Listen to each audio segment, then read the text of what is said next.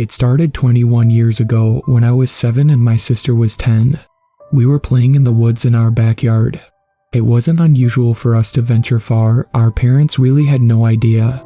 They figured we were safe, and they were right for a while. Until one night, my sister and I went a little too far and couldn't find our way home. I remember it all so clearly. Which way do we go? Alana squeezed my hand then, a gesture I could only feel due to the dark blackness, the moon shielded by lush treetops. There was a moment of hesitation before she answered, "This way," and yanked me along. What seemed like hours passed. "Are we almost there?" Alana was in the lead, telling me when to duck and where to step. She grunted and growled before each instruction, making me assume she either got hit in the face with branches or tripped over rocks and didn't want me to suffer the same. "I'm sure we're nearly there, Alice," she replied. She sounded annoyed, whether at me, the situation, or both, I didn't know, but I didn't say anything else after that, not until I saw moonlight bathe the clearing up ahead. "Alana, I see it." We picked up our pace and broke through to the clearing, touched by pale gray. What took up the small space were 5 tall, slender boulders encircling a stone pillar. It was a peculiar sight. We had journeyed through these woods so often, we had never come across this. Alana approached it. I didn't. I can still feel the moment her hand slipped from mine, the moment I should have pulled her back, told her no, but I was scared. I didn't know what we were even looking at, but something wasn't right. When Alana met the epicenter, she glided her fingers across its surface, her eyes widening. At last, I found my voice, though my knees still wobbled. "Alana, I don't think we should be here. They're just rocks," she said. I looked along the tree line, unable to see anything beyond it. I couldn't shake an awful feeling like we were trespassing and being watched. I had always been afraid of the dark, a fear everyone, including Alana, admitted was irrational. "There's nothing there," they'd say without even sparing a glance. "There's no such thing as monsters." For a brief time, I too had started to believe the phobia was irrational, despite not being able to rid myself of it. But after this night, I think I'm well within my right to be terrified of the dark, even if no one can know why. Alana went from boulder to boulder, placing her hand on each. "Wonder how they got in a circle," she said, expecting me to offer an explanation. Wondering how those rocks were able to be moved was the last thing on my to-do list. Instead, I pleaded, "I think we should go." As Alana went to respond, the brush opposite us rustled. Branches crackled and broke. Leaves shook violently. Then, something emerged. 2 sets of antlers jutted out from the darkness, a larger set overshadowing a smaller set between them. Next came a head shaped like a deer's, only strangely off-white and as smooth-looking as the antlers it bore. The rest of the bipedal creature was covered in brown fur, not unlike a deer, and all 4 of its limbs were hoofed. However, what gripped me like a nightmare come to life was the way it stared at me with eyes that weren't there. From a short distance, whatever the horrific thing was seemed small, hunched over, arms shriveled against its massive, heaving chest. But as it began to move, every one of its joints cracking, its body contorting, its neck snapping from side to side, nearly turning 180 degrees, it straightened its spine, vertebrae by vertebrae, growing taller. I froze in place, head unconsciously tilting back, following the beast's height. Something warm streamed down my leg. I couldn't speak. I couldn't breathe. I heard the words echo in my mind.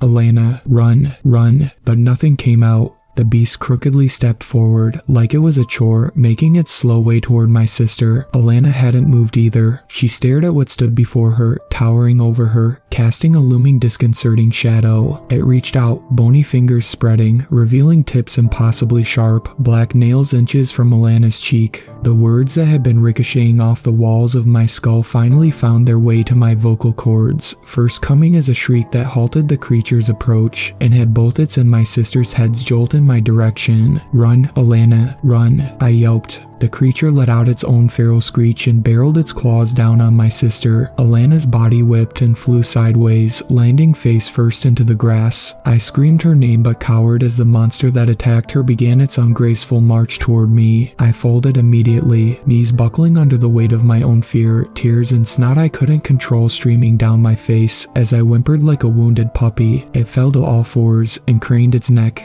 It was so close to me I could feel and smell its warm, rancid breath. I stared into the empty eye sockets of what appeared to be the skull of a buck, as if whatever this was wore the animal's remains as a mask. It stilled for minutes, picking me apart, and I waited, paralyzed and helpless, for it to slay me the way it did Alana. But rather than the terrible call it emitted moments before its strike, a soft, prolonged screech accompanied a slight upturn of its chin. I stayed as quiet as I could, thinking any noise would set it off, and I'd end up dead on the ground. It leaned in, every one of my muscles tensed as it sniffed. Its tongue, long and thin, slithered toward me, caressing my skin from my jawline to my temple, leaving what felt like a disgusting slime in its wake. When the appendage recoiled, the beast let out a hum and rose on two legs, the crepitus sawing my nerves. It raised its arm as high as my torso, fingers clenching and unclenching as its hand advanced. A near-deafening pop and the creature collapsing happened simultaneously. Something wet splattered onto me. My eyes fell to the creature's unmoving body, limbs splayed out, a hole in its back oozing black viscous liquid. "Are you all right?"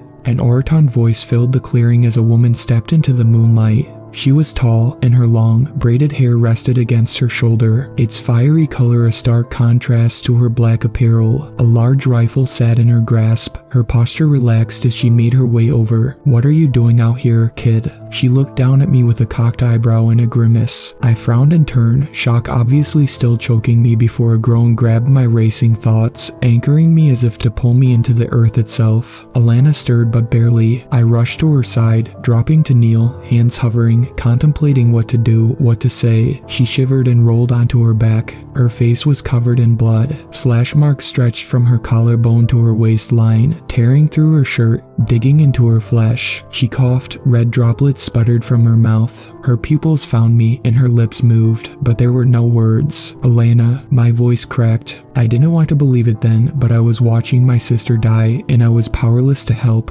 Footsteps came and stopped behind me. "She isn't going to make it," the woman said rather coldly, like it was routine. I ignored her, well, tried to anyway. She wasn't wrong. Alana spat up blood, and her every breath was slow and shallow. She was going to die. She was going to die, and there was nothing I could do. "Who are you?" I asked, annoyed that some stranger was witnessing my sister's final moments beside me instead of our parents. If I had the strength, I would have carried her home, wherever home was. There was a pause before the woman spoke. "You can save her." I shot her a look, vision blurred by tears. What do you mean? Do you want to save her?" The question hung in the cool night air, only for the reason of my naive brain trying to catch up. Once ahead, I nodded. The woman glanced at the moon and swung her rifle around to her back before leveling her eyes on me. She reached out. "Give me your hand." I stared at the gesture at first, but a terrible coughing fit from my sister had my arm springing forward. The woman took my hand gently, turned it so my palm faced up, and placed something into it. When I retracted my arm, she crouched and whispered something close to Alana's ear. Alana shut her eyes, and the rise and fall of her chest stopped. Panic set in. "What did you do?" "Quiet," the woman said. "Put what I gave you around your neck." I opened my embrace to a small wire pendant in the shape of spirals hanging from a black thread. "What is this?" "It's called a Celtic spiral knot," the woman explained.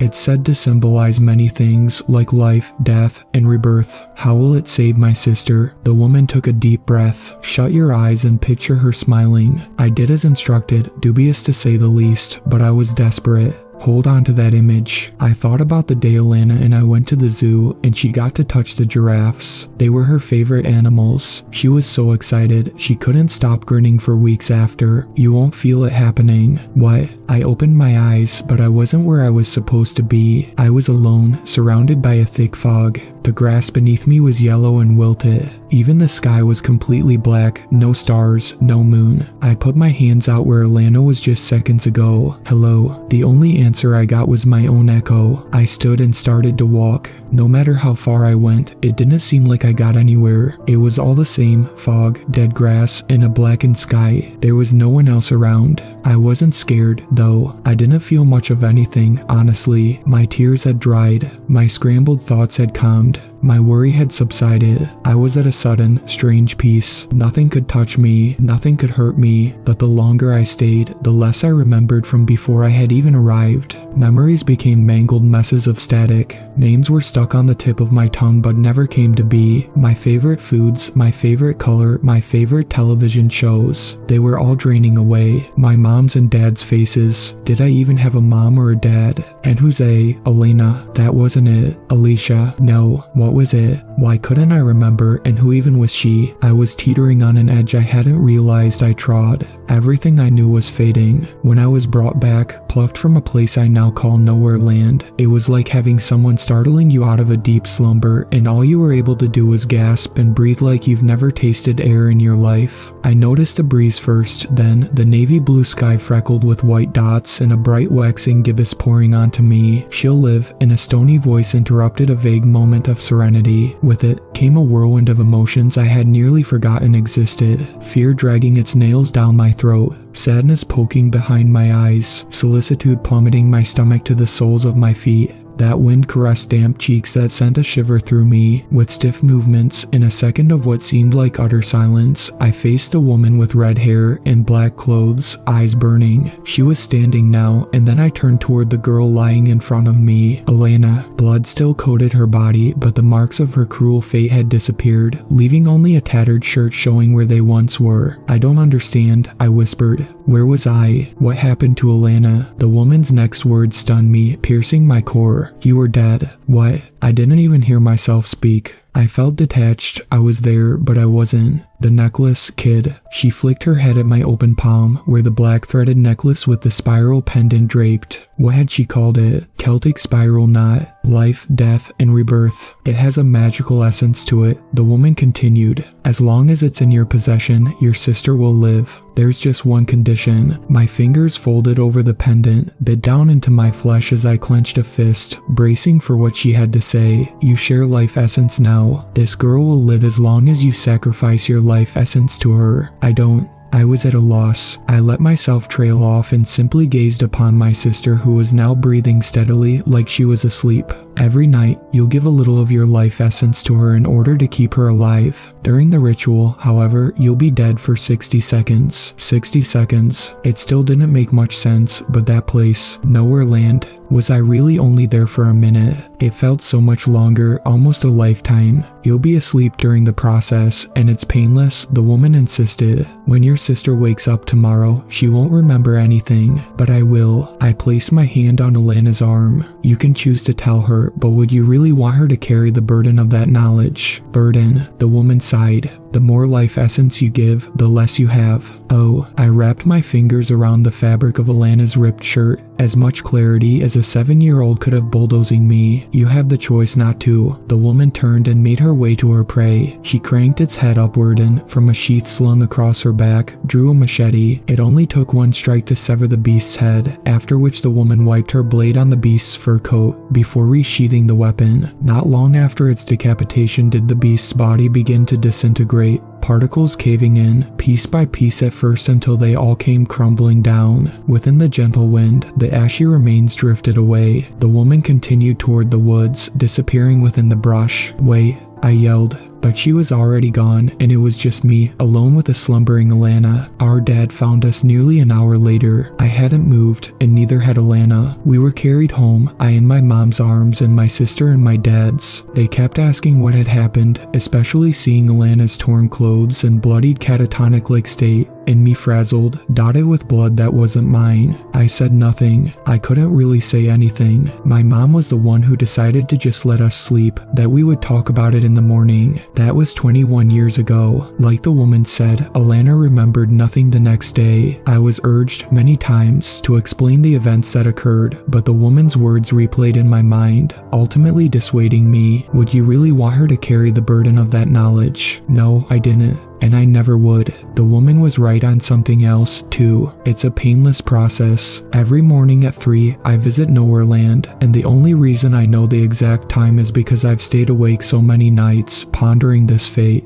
I even wished it wasn't true, that it was all just a nightmare my immature brain conjured from being lost in the woods so late at night. but it wasn't some nightmare, not the kind you have to sleep to see anyway. Without fail, when the clock strikes 3 a.m., I open my eyes to the dark setting that has become way too familiar, a second home. I wander through the fog, memories hazy, faces of family, friends, and neighbors deteriorating until the endless abyss gives way to nothing. I don't dream after leaving Nowhere Land, and when I wake up, I feel the same as when I went to bed the night before. The only thing I've noticed has been slight memory loss. I'll have forgotten the name of someone I've known for years, or something as simple as where I put the remote even though I was just holding it. I'm not sure what that means. The woman didn't explain anything past the process, an implication that I am shedding time off my own life. I'm not sure how much life essence I'm giving to my sister or how much I even have left to give, but Alana wakes up every day, smiling, laughing, happy. I can't imagine taking that away from her or my parents. She's 31 now and on her way to getting married to a nice gentleman who treats her like she's the world. Had I not done what I did, if I didn't do what I still do, she wouldn't get to experience this. I know I'll die sooner, whenever that may be, but seeing my sister fulfill her life makes me believe it's worth it. I never saw that woman again, nor another creature like the one on that fateful night. Up until now, nobody knew this except that woman and me, and being 28, holding on to this for so many years, it has been a heavy weight on my shoulders.